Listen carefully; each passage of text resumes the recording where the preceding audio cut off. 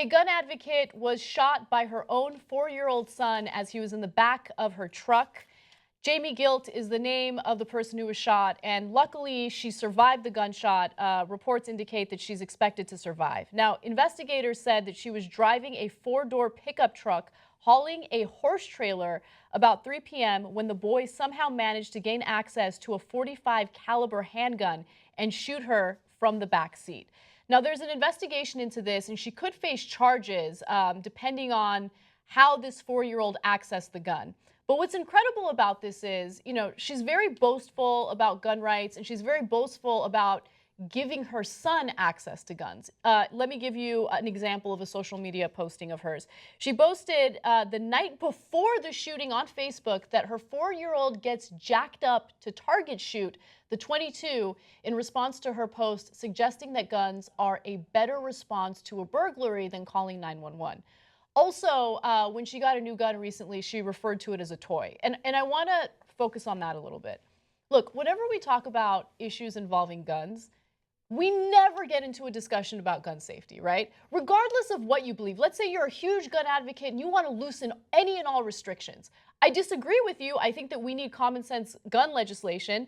But even if you believe that guns should be available to anyone, can we please just emphasize, the NRA, can you please just emphasize gun safety a little bit? We never have that discussion. How does a 4-year-old have access to a gun? Because his mother is a moron who just treats the gun as if it's a toy. Guns are meant to kill. That's their #1 purpose, okay? If you want those guns, I get it. I don't agree with you, I get it. But please, don't be a moron. Make sure that that 4-year-old doesn't have access to your firearm. Now, they'll pay lip service to gun safety. But then they'll glamorize guns. Yeah. Then they'll make guns that are pink for young girls to shoot, and they'll make it seem like everybody who's got a gun's a hero. You need a good guy with a gun to protect you from a bad guy with a gun. And so at the end of the day, you've got all these people who think that they know what they're doing and they're heroes and they're going to shoot the burglar and they're going to feel proud. And what winds up happening? Their 4-year-old shoots them. So let's break down all the things that are wrong with her, okay? Other than the bullet in her.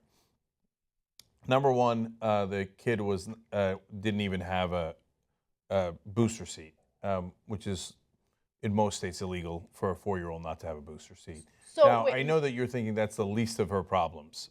my understanding is there was a booster seat, but he wasn't strapped in. That he wasn't strapped in. Yes, right? I want to be clear about that. Okay.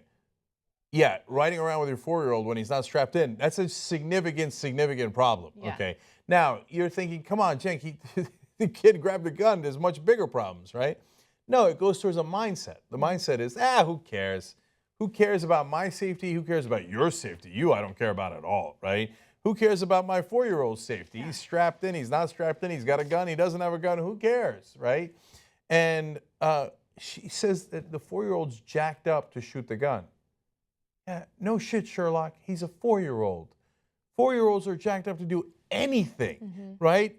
4-year-old boys bouncing off the walls. You give him a Lego, he'll go crazy. You give him a crayon, he'll draw up the whole walls. You give him a cardboard box, he'll go nuts. That's right. And you give him a gun, he'll also go nuts with a gun and maybe shoot you when you're not looking because he's a 4-year-old.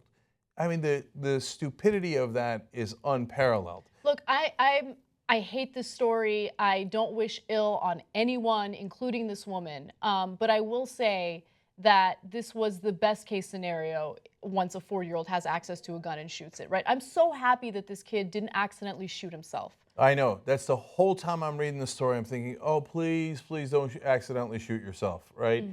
And so all these gun advocates, they think that they're tough guys and that they know everything. They know everything. You try to give them stats about, hey, guns wind up hurting you a lot more than they hurt anyone else. So be careful. That guy, I know, you libs. We got to figure it out. Boom. Oh, no. Yeah, you don't have anything figured out. Thank God that kid didn't shoot himself. One last thing. She can't wait to shoot the burglar that comes into her house. Yeah, God forbid any family member or friend enters her home without, being absolutely clear that they're going to show up. And by the way, even if all you want to do is shoot a burglar, you're still a bad person. So I get why you might have to shoot a burglar, but if you're looking forward to it, you're a sick pathetic person. I had a person break into my house. We've talked about this a lot, right? I didn't want to shoot him, right? Like, what? I'm going to get joy out of it? Like, ha, I murdered him. I got him, right? Yeah. No, like, if you have to do it, you're out in a rural area, and that's so you have a gun to protect yourself. You had to do it, and it broke you up inside, but it had to be done because you were worried he might have a gun and might do something to your family. We understand that, right? But if you're looking forward to it, there's something sick about you. So you see what but they all think that they're Clint Eastwood. They think they're Chuck Norris, and the NRA brainwashed them. Oh, get ready to shoot. And next thing you know, what actually happens? You shoot yourselves. So in this case, the kid shot her, and thank God she didn't, pass away, and thank God the kid didn't shoot himself. But this country is filled with knuckleheads like this. Yeah. Oh, shocking. She's from Florida. I've thought a lot about whether I would be able to shoot someone if they posed a threat. I mean, look, if they were an imminent threat and I really feared for my life, I don't know, maybe I would do what I'd have to do. But I just can't visualize myself doing it. I think I'd be traumatized for the rest of my life if I killed someone, even if they posed a threat to me. It's interesting how much some people look forward to that opportunity. Yeah, definitely. Look, I think that there's a lot that I could probably do if I had to, right? But those are not good case scenarios. Oh, no. Right? And so for people to think like, oh, burglar, come into my house so I can kill you. There's something wrong with you, man. Like, I mean, whenever I picture any burglar, I always feel like, like I remember the kid story we did about the guy who laid in wait for those kids who were breaking into his house, and he shot those teenagers and killed them. And then I remember the guy who broke into my house. I remember their pictures, and I remember thinking, who's going to take joy in killing this kid or killing this guy, right? But they do. They can't wait. And when they picture a burglar, I have a good sense of what they're picturing.